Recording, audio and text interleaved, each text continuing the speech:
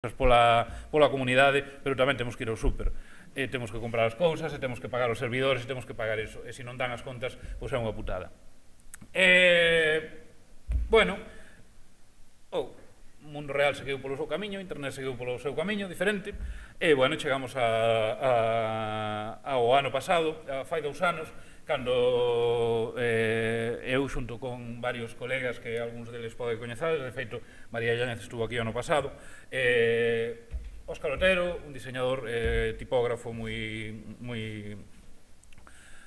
bo, Álvaro Gómez, un programador que conocíamos todos de antes, tamén moi bo, que desenvolve un software libre que se chama PHP File Navigator, que utilizan un montón de sitios no mundo, Xavier Cid, que era escritor, lingüista, xornalista que vive en Escocia, María Yáñez, que é xornalista, experta en contidos, en difusión de contidos en internet, e eu decidimos xuntarnos e montar unha empresa que se chama A Navalla Suiza, porque yo vengo aquí a hablar de mi empresa. Ya. A Navalla Suiza, que esta web de aquí, somos estos todos, Óscar, Berto, Álvaro, María e Xavier, e que decidimos que nos xuntábamos para facer proxectos proxectos de comunicación en internet. Ben, empezamos o noso traballo, facendo algúns pequenos proxectos, de feito esta a web propia da empresa foi o primeiro traballo que fixemos, mira tú. Pouco despois chamáronos e dixéronos: queres facer un videoblog? E dixemos, sí, de quen? De Anxo Quintana. E dixemos, cago en Dios. Aló fomos a facer o videoblog de Anxo Quintana, que non sei se vos acordades, daquela era vicepresidente da Xunta de Galicia, para as eleccións, o cal lle funcionou moi ben, como todos sabedes. E, bueno, montamos un blog que daquela dixemos, joder, non temos nin puta idea de como colocar vídeo en internet. Pero, bueno, miramos un poquinho un par de páxinas web, a Wikipedia, e explicarnos. Daquela montamos o primeiro traballo de vídeo en internet que fixemos, que é o videoblog de Anxo Quintana, que ahora mismo está parado, non sei por qué, pero bueno. E, bueno, montamos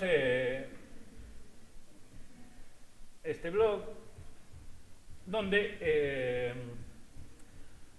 intentamos que un videoblog fora aparte un punto de comunicación onde a xente pudera intercambiar comunicación co que era daquela vicepresidente da Xunta.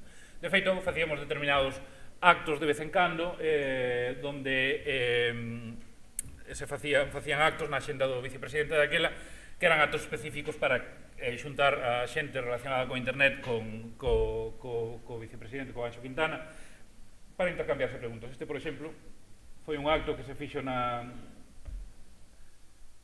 Non hai sonido, claro. Non sale o sonido.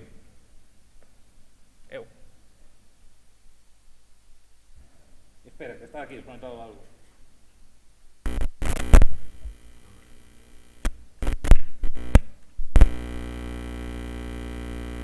Aquí todos os vídeos precisos portátiles.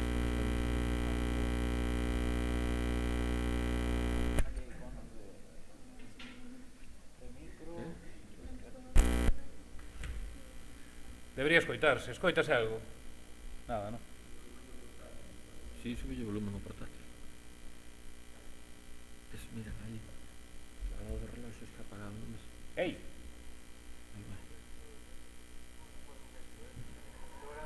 Pero escoitase por aquí. Escoitades? O da rede é un grandísimo descubrimento que nos dá... É que despois vou poñer vídeos de Ufalo e molaría que se escoitara. Esta campaña proporía prescindir da campaña tradicional e facer a campaña únicamente na rede. Non te poden ver. Este rollo que vos acabo de lanzar agora aquí da P9, que na mitad se perde xa con... Eu onte vi en YouTube un vídeo que o explica fenomenalmente ben, pero ademais con unha característica moi importante, que é que te escarallas de risa, joder. E iso tamén é importante, non? O sea, é importante decir cousas. Pero é que con este videoblog foi onde empezamos a adquirir un pouco de habilidade para colocar vídeo en internet. E claro, aquí faz unha cousa e despois xa te chaman para facer 1000 veces esa cousa. E se colocaxe un videoblog, entón, nosotros de pronto convertímonos na empresa Galicia que colocaba vídeo en internet e fixemos varios proxectos de vídeo. Outro proxecto que fixemos que é interesante, pode que coñezades, Flocos.tv, que vexo que aquí está no historial, o sea que polo menos o que tengo o no ordenador se que o coñece. Ben, este era un proxecto que era un proxecto interesantísimo, xa vos digo eu, que fixemos para a Axencia Audiovisual Galega, que era basicamente un arquivo de curtas galegas, curtas e películas, vedes está sempre xonxa enteiro, de películas feitas en Galicia nos últimos disculpade, nos últimos iba a decir 20 anos, pero son tropecientos mil anos. E bueno, este vídeo xa vedes que podese ver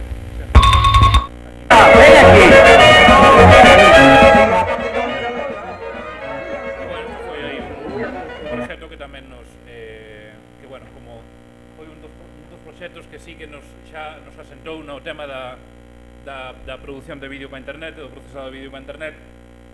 E bueno, uns cantos proxectos máis adiante, varios deles relacionados co vídeo, decidimos que bueno, cando montamos a empresa, como temos aquí unha vocación comercial criminal, os 5, decidimos, bueno, un proxecto cada ano vai ser un proxecto que vamos facer polo ben da comunidade, polo ben de nós e polo ben da comunidade, o sea, que vamos a decir, bueno, cada ano este proxecto vamos facer de guais. E o primeiro ano o que fixemos foi desenvolver un xestor de contidos de código aberto que se chama PHPCAM, que todavía non saliu a primeira versión estable, pero que utilizamos para facer todas as páxinas.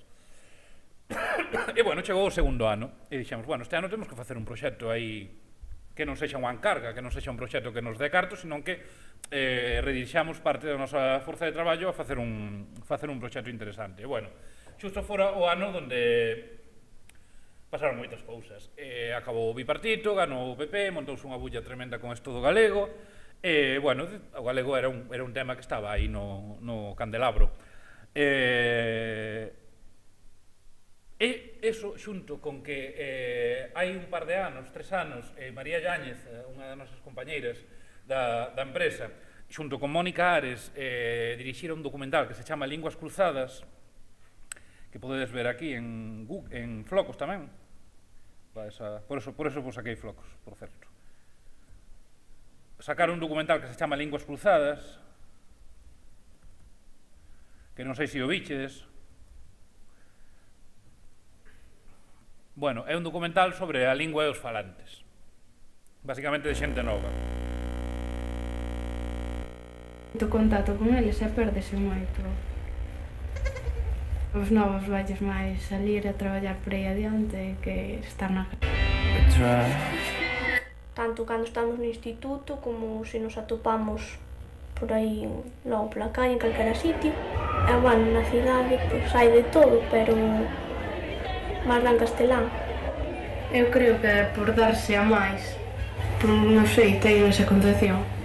A mí pareceme que é por falas castellano xa das a un nivelado, pois a mí non me parece ben, pero eu penso que non é tanto eso, que eu penso que é máis unha moda que lle deu agora na cidade, pero non é que se queiran dar logo máis. Claro, é que eu penso que si a xente que vive na cidade e fala todo o mundo castellano, claro, pois tamén tendes a falar. E se tes pais o falan, pero non sei, sobre todo nos e se me pasara o mesmo, seguro que facía o mesmo. De feito, hai unha discoteca que, bueno, das maiores da parte norte de toda España, que é Hermo Movimenta, donde o peor que pode, o sea, a risa máis grande que pode ter unha persona nesa discoteca é falar castelán, porque se ríen del, vamos, bueno, a veces se ríen, a veces lle dan unhas hostias, que tamén é bastante habitual nas discotecas rurais, pero é flipante, é para ir e para ver, porque é un puto parque de atraccións de la noche, da noite de Lugo. Bueno, empezaba por Ponte de Outeiro, onde falaban monolingües en galego, flipando co tema de... Despois, no sé, en la televisión, prensa,